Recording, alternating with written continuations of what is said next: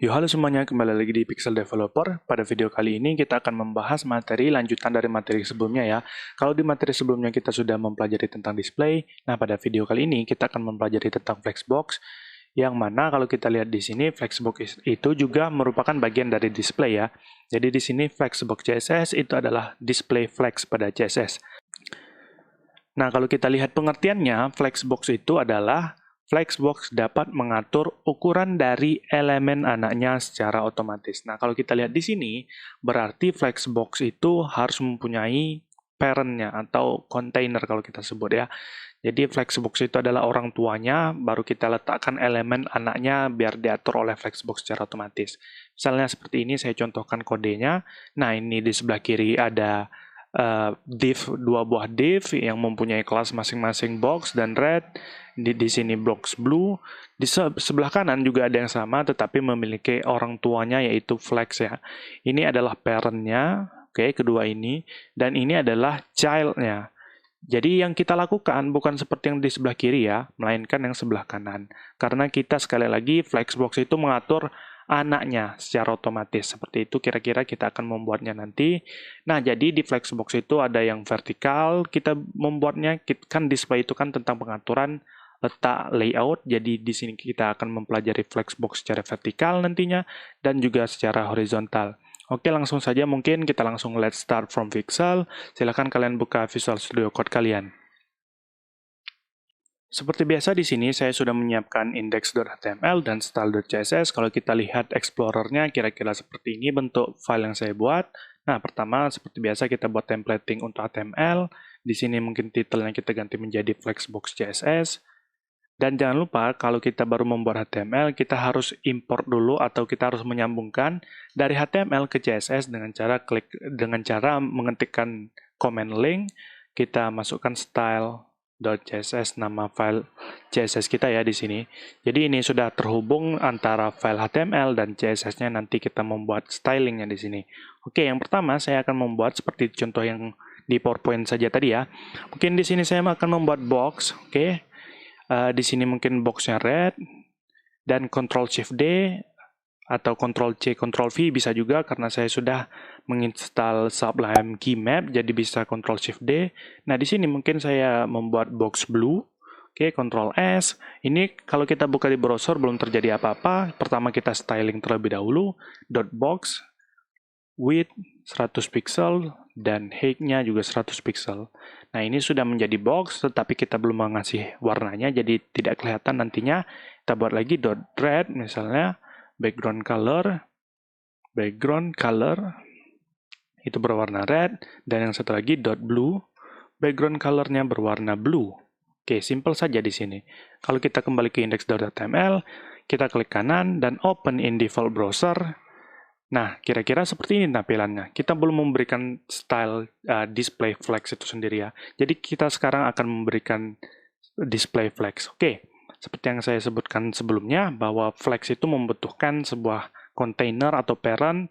Nah, di sini saya membuat namanya flex saja biar mudah dimengerti. Saya cut, masukkan ke sini. Nah, sudah ada kira-kira, kita kembali lagi ke browser untuk mengecek seperti apa logikanya ya. Jadi saya klik F12 untuk inspect elemen. Nah, kalau kursor saya hover ke flex, kira-kira seperti ini ya. Parent-nya itu penuh ya. Nah, oke. Sekarang kita bakalan membuat display flex ya. Jadi di sini flex, kita buat di atas saja, biar lebih rapi ya, karena flex itu yang pertama kali kita panggil. Jadi display, sederhana saja display flex. Ctrl S, kembali lagi ke browser dan kita refresh. Nah, kira-kira seperti inilah bentuknya. Kalau flex itu ya, untuk yang defaultnya itu secara row ya, bukan secara kolom. Nah, kalau kalian ingin membuat yang secara kolom bisa juga sebenarnya. Di sini saya sudah menyiapkan beberapa hal penting yang kalian pelajari untuk Flexbox. Ya, di sini adalah property Flexbox. Sebelum kalian memanggil properti pada Flexbox, kalian harus declare terlebih dahulu ya display flex-nya ya. Karena Flexbox, kita belajar Flexbox untuk menggunakan propertinya, kita harus mendeklarasikan display flex. Oke, di sini ada beberapa properti yang penting seperti flex wrap, justify content, align items, flex direction, align self, dan ini masih ada properti lainnya. Tapi ini kalau saya pribadi jarang menggunakannya ya. Jadi yang border warna hijau saja yang sering saya gunakan. Nah, untuk mencobanya itu sangat gampang sekali ya. Kita tidak usah mempelajari secara teori, tapi langsung kita coba saja. Jadi kalian bisa membuka link ini ya. Nah, di link ini di DigitalOcean ya. Jadi udah ada artikelnya yang memberitahu tentang cheat sheet Flexbox ya, atau contekan dari Flexbox itu sendiri. Nah, jadi gampangnya kita bisa melihat seperti apa cara kerja Flexbox, properti yang sudah saya sebutkan tadi. Nah, kita akan mencontohkannya beberapa properti saja ya.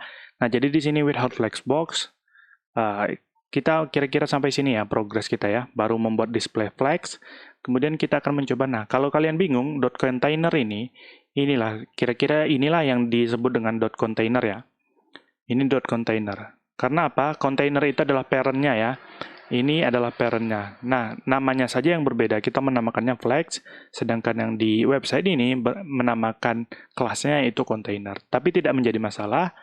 Kita scroll ke bawah lagi, mungkin di sini ada flex direction. Ada flex direction column. Oke, kita copy saja. Kemudian kita pastikan ke CSS kita ya. Ctrl V dan save. Kemudian kita kembali ke browser, refresh. Nah, ini sudah flex secara kolom. Nah, sebenarnya masih banyak lagi properti yang lainnya. Seperti yang sudah saya sebutkan sebelumnya, ada justify content. Kita coba ya yang justify content. Misalnya justify content yang untuk yang center ya. Atau yang yang center aja, atau yang flex end kita coba ya. Flex end. Jadi di sini saya tidak memakai kolom, melainkan justify content end ya, kita buat titik koma, jangan lupa save dan kembali ke browser. Nah, kira-kira seperti ini. Nah, ini biasanya kita membuatnya untuk navbar ya. Misalnya di sini ada tombol login, di sini ada brand kita, misalnya Pexel Developer dan sebagainya. Nah, mungkin itu saja untuk di video kali ini. Untuk prakteknya bisa kalian coba di artikel ini ya, bisa kalian coba-coba. Nanti saya siapkan linknya di deskripsi video bawah ini. Mungkin cukup dulu untuk kali ini. Terima kasih.